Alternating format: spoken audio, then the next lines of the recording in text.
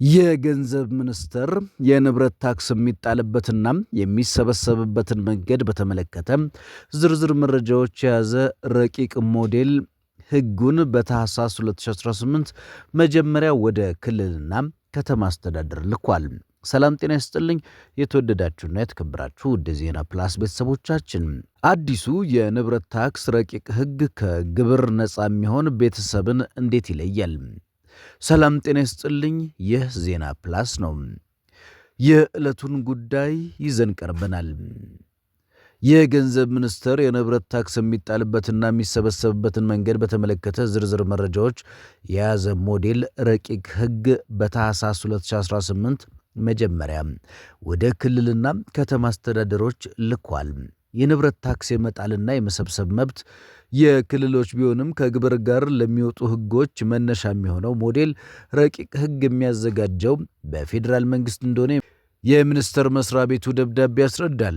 ገንዘብ ሚኒስቴር ያዘጋጀው ባለ 60 ገጽ ሞዴል ሕግ የሕዝብ ተወካዮች ምክር ቤት ባለፈው ዓመት ባወጣው የንብረት ታክስ አዋጅ ላይ ለተቀመጡ ነጥቦች ዝርዝር ድንጋጌዎች ያስቀመጠ ነው። ገንዘብ ሚኒስቴር ለክልሎችና ከተማ አስተዳደሮች በጻፈው ደብዳቤ ሞዴል ሕጉን እንደ ክልላዊ አዋጅ እንዲያወጡ ጠይቋል። ክልላዊ ልዩ ሁኔታን የማካተት ጉዳይ ሙሉ በሙሉ የሚከበርና የሚበረታታ እንደሆነ የጠቀሰው ሚኒስትሩ ቢሆንም ግን ለሀገራዊ ወጥነትና ለስርዓቱ ጥንካሬ ለሚያደርጋቸው ማሻሻያዎች ከሞዴሉ ጋር የሚጣጣሙ እንዲሆኑ አሳስቧል። ከዚህ ጋር በተያያዘም በተለይ ደግሞ አዲሱ የንብረት ታክስ ክፍያ መጠን እንዴት ይሰላል? በሕጉ ላይ የንብረት ታክስ ምጣኔ የመወሰንና የማሻሻል ስልጣን የተሰጠው ለከተማ አስተዳደሮች ነው። ይሁን እንጂ ከዝርዝር የታክስ ምጣኔ ውጭ ያሉ ተያያዥ መሰረታዊ የስሌት ድንጋጌዎች አስቀድሞ በአዋጁ ተወስኗል። አዲሱ ንብረት ታክስ የሚከፈለው ገበያ ውስጥ ያለውን ዋጋ መነሻ በማድረግ ነው። ንብረቱ ገበያው ውስጥ ያለው ሙሉ ዋጋ የታክስ ስሌት ውስጥ ይገባል ማለት ግን አይደለም። ታክስ የሚሰላው ከንብረት ዋጋ 25 በመቶ ላይ ብቻ ነው። ለምሳሌ አንድ ህንፃ ዋጋው 4 ሚሊዮን ብር ከሆነ ታክሱ የሚሰበሰበው 1 ሚሊዮን ብሩ ላይ ይሆናል። 1 ሚሊዮን ብሩ ላይ የሚወጣው ታክስ ደግሞ ከ1 በመቶ እንደማይበልጥ ባለፈው ዓመት በወጣው የፌዴራል መንግስት አዋጅ ላይ ተደንግጓል። የከተሞች ይህንን ህግ ወጥቶ ተግባራዊ መሆን እንደጀመረ በቀጥታ ከፍተኛ የሆነውን 1 በመቶ ታክስ ማስከፈል አይችሉም። ከፍተኛ የሆነው ምጣኔ ላይ የሚደርሱት በ4 ዓመት ጊዜ ውስጥ እንደሆነ ሞዴል ሕጉ ያስረዳል። ሞዴል አዋጁ ታዳጊ ከተሞች፣ የማዘጋጃ ቤት ከተሞችና የከተማ አስተዳደሮች በ4 ዓመታት ውስጥ ማስከፈል የሚችሉትን ዝቅተኛና ከፍተኛ የታክስ መጠን አስቀምጧል። ለከተማ ቦታና ለህንፃ ወይም ቦታ ማሻሻያ ንብረቶች የተቀመጠው የታክስ የሁሉም የከተማ አይነቶች የመጀመሪያ ዓመት ላይ ከህንፃና ወይም የቦታ ማሻሻያ ባለቤቶች መጠየቅ የሚችሉት ዝቅተኛ ታክስ 0.10 በመቶ ነው። በዚህ ዓመት ላይ ታዳጊ ከተሞች እስከ 0.5 በመቶ ማስከፈል የሚችሉ ሲሆን የማዘጋጃ ቤት ከተሞች እስከ 0.30 መጠየቅ ተፈቅዶላቸዋል። የከተማ አስተዳደሮች የመጀመሪያ ዓመት ላይ መጠየቅ የሚችሉት ከፍተኛ ታክስ መጠን 0.50 ነው። በዚህ መልኩ ለአራቱም ዓመታት የታክስ ምጣኔ ወሰን ያስቀመጠው ሞዴል ሕጉ ሁሉም የከተማ አይነቶች አራተኛው ዓመት እስከ 1 በመቶ መጠየቅ እንዲችሉ ፈቅዷል። ሞዴል ሕጉ ላይ የተቀመጠው ዝቅተኛና ከፍተኛ ታክስ ምጣኔ በመሆኑ ለእያንዳንዱ የከተማ አስተዳደር ከተቀመጠው ማዕቀፍ ሳይወጣ የራሱን ግብር መጠን የመወሰን ስልጣን አለው በሚል ተደንግጓል። ከንብረት ታክስ ነፃ የመሆን መብት ለማን ይሰጣል? የገንዘብ ሚኒስቴር ሞዴል ሕግ ዝቅተኛ ገቢ ላለው አንድ ቤተሰብ በመኖሪያ ቤትነት የሚያገለግል የከተማ ቦታ ህንፃና የቦታ ማሻሻያ የንብረት ታክስ እንዳይከፈልበት የሚያደርግ ድንጋጌ ይዟል። ይሁን እንጂ በዚህ መልኩ ከግብር ነፃ የሚሆኑ አካላትን ለመወሰን የሚችሉ 2 አይነት መስፈርቶች ተቀምጠዋል። አንደኛው መስፈርት ዝቅተኛ ገቢ ያለው የሚባለው ቤተሰብ የቱ እንደሆነ ለመወሰን የሚውል ነው። በሞዴል ሕጉ መሰረት ዝቅተኛ ገቢ ያለው ቤተሰብ የሚባለው ከባድ የተረጋገጠ የኢኮኖሚ ችግር ያለበት ሲሆን በዚህ ምድብ ውስጥ የሚገባው ቤተሰብ ዓመታዊ ገቢ ከአገራዊ አማካኝ የነፍስ ወከፍ ገቢ ከ50 በመቶ የማይበልጥ መሆን አለበት። የዓለም ባንክ የ2024 መረጃ እንደሚያመላክተው በኢትዮጵያ ዓመታዊ የነፍስ ወከፍ ገቢ 1020 የአሜሪካ ዶላር ወይም በወቅታዊ የንግድ ባንክ ምንዛሬ 154640 ብር ገደማ ነው።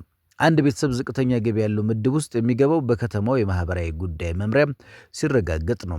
ይህ መረጋገጡ ብቻውን ግን ቤተሰቦችን ከግብር ነፃ አያደርጋቸውም። በባለቤትነት የያዙት ንብረት ዋጋም ከግምት ውስጥ ይገባል። በሞዴል ሕጉ መሰረት የዝቅተኛ ገቢ ያለው ቤተሰብ የያዘው ንብረት አዲስ አበባ ላይ ባሉ የከተማ አስተዳደሮች ውስጥ የሚገኝ ከሆነ ዋጋው ከ1 ሚሊዮን ብር መብለጥ የለበትም።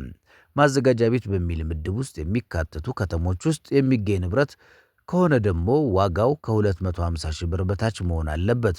ታዳጊ ከተሞች ውስጥ የሚገኝ ንብረት የያዘ ዝቅተኛ ገቢ ያላቸው ቤተሰቦች ከግብር ነፃ የሚሆኑት የንብረቱ ዋጋ ከ100 ሺህ ብር ያነሰ ሲሆን ነው። የገንዘብ ሚኒስቴር ረቂቅ ሕግ ከንብረት ታክስ ነፃ ካደረጋቸው ሌሎች ቦታዎችና ሕንፃዎች መካከል የሃይማኖት ተቋማትና የአምልኮና የመካነ ስፍራም ይገኙበታል። በከተማ ክልል ውስጥ ያሉ ለአንድ ቤተሰብ ፍጆታ ለግብር ሥራ የሚውሉ ንብረቶች በከተማ ክልል ውስጥ ያሉ ለአንድ ቤተሰብ ፍጆታ ለግብርና ሥራ የሚውሉ ንብረቶች ከታክስ ነፃ ተደርገዋል። ለህብረተሰቡ ነፃ የማህበራዊ አገልግሎት የሚሰጡ ድርጅቶች ለዚህ አገልግሎት የሚጠቀሙባቸው ንብረቶችም ታክሱን እንዲከፍሉ አይደረጉም። ቅርሶች፣ የአውሮፕላን ማረፊያዎች፣ ፓርኮች፣ የጋራ ክፍት ቦታዎች እንዲሁም የውስጥ ለውስጥ መንገዶች ከንብረት ታክስ ውጪ ከተደረጉ ይዞታዎች መካከል ናቸው።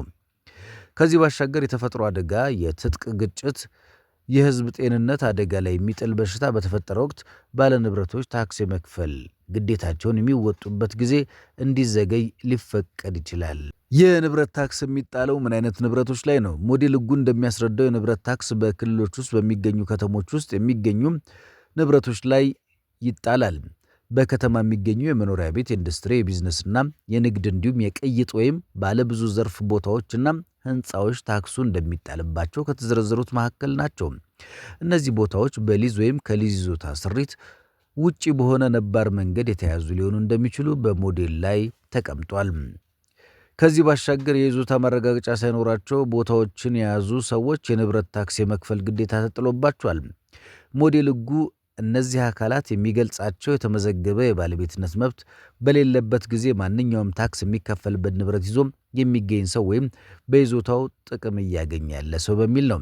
የይዞታ ማረጋገጫ የሌላቸው ሰዎች የንብረት ታክስ መክፈል ብቻውን በንብረት የመጠቀም ወይም የባለቤትነት መብት እንደማያስገኝላቸው ተቀምጧል። በሌሎች ሕጎች መሰረት የሚወሰዱ እርምጃዎች እንደማያስቀርም አስፍሯል። በረቂቁ መሰረት የንብረት ታክስ የሚከፈለው ጥቅም እየሰጠ ባለ ንብረት ላይ ብቻ አይደለም። ጥቅም ላይ ያልዋሉ ቦታዎችና ሕንፃዎች ታክስ ከሚከፈልባቸው የንብረት አይነቶች ውስጥ ተካተዋል። ሕጉ ጥቅም ላይ ያልዋለ ቦታ በማለት የሚገልጸው ማንኛውም ሕንፃ ወይም ቋሚ ማሻሻያ ያልተሰራበት እንዲሁም በተወሰነ ጊዜ በሕጋዊ መንገድ ጥቅም ላይ ያልዋለ የከተማ ቦታን ነው። በተሰጠው የግብር ዘመን ውስጥ አገልግሎት መስጠት ያልጀመረ ሕንፃ ደግሞ ጥቅም ላይ ያልዋለ ሕንፃም የሚባለው ምድብ ውስጥ ይገባል። ክልሎችና የከተማ አስተዳደሮች ጥቅም ላይ ባልዋሉ ቦታዎችና ሕንፃዎች ላይ ከፍተኛውን የንብረት ታክስ ተመን መጣል እንዳለባቸው ሞዴል ሕጉ አስፍሯል። ይሁን እንጂ ሁሉም ጥቅም ላይ ያልዋሉ ቦታዎች፣ ሕንፃዎች የንብረት ታክስ እንደማይጣልባቸው ረቂቅ ሕጉ ያስረዳል። ጥቅም ላይ ያልዋሉ ሕንፃዎች እናም ቦታዎች ከግብር ነፃ የሚያደርጉ ተቀባይነት ያላቸው ምክንያቶች የሚዘረዝሩ መመሪያዎች በየከተሞች ይወጣል።